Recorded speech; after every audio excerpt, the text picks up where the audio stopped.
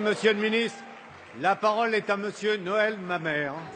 Oui, Monsieur le Président, mes chers collègues, ma question s'adresse à Monsieur le ministre des Affaires étrangères et concerne le comportement au parfum colonial de la société Areva au Niger. Un comportement d'autant plus choquant que l'État affirme sa volonté de transparence et de mobilisation des ressources extractives en Afrique. Nous nous apprêtons d'ailleurs à voter lundi et à débattre du projet de loi de Monsieur le ministre du Développement sur la réforme de notre politique de développement.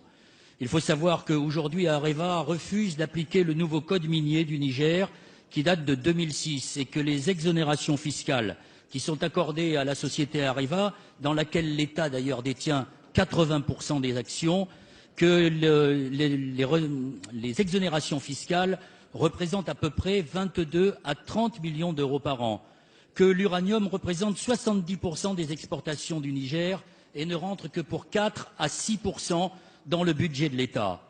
Il faut aussi savoir, mes chers collègues, qu'une ampoule sur 3 en France fonctionne grâce à l'uranium du Niger et que 90% du peuple du Niger n'a toujours pas accès à l'électricité et qu'il est un des pays classés dans les derniers dans les indices de développement.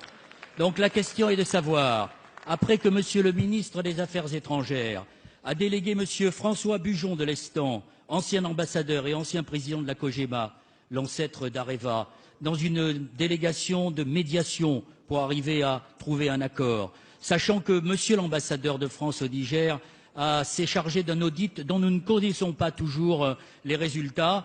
Je m'adresse ici au gouvernement pour savoir ce qu'il compte faire pour régler ce très mauvais signe à la veille de notre loi sur le développement, pour sortir de l'opacité et nous expliquer où on en est des discussions avec le gouvernement du Niger pour le peuple nigérien. Merci Monsieur Mamère. La parole est à Monsieur Pascal Canfin, ministre chargé du Développement. Monsieur le député Noël Mamère, je voulais tout d'abord vous rappeler, comme vous le savez, que les négociations entre Areva et le Niger ne sont pas des négociations entre la France et le Niger, mais entre le groupe Areva et les autorités du Niger. Néanmoins, il va de soi que je les suis en tant que ministre du Développement de manière particulièrement attentive. Et donc, je vais vous dire ce qu'il en est. Les deux parties se sont mises d'accord pour produire pour la première fois, contrairement à toutes les pratiques qui ont pu être celles du passé, pour la première fois un audit indépendant. Cet audit indépendant constitue la base de la négociation qui est en cours. Les deux parties se sont mises d'accord pour se donner comme date limite la fin février pour trouver un accord qui soit compatible avec les conditions d'exploitation de l'uranium d'Areva, mais, et je vous le dis très clairement, qui permettent au Niger, écoutez-moi, qui permettent au Niger d'augmenter les recettes fiscales auxquelles ils ont droit, car les demandes du Niger sont considérées par ce gouvernement et pas par le précédent gouvernement comme légitimes.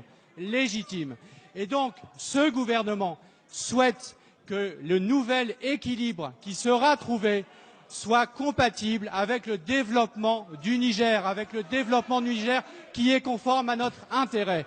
Et contrairement à ce que vous avez fait pendant des années, mesdames et messieurs de l'opposition, nous nous battons pour la transparence.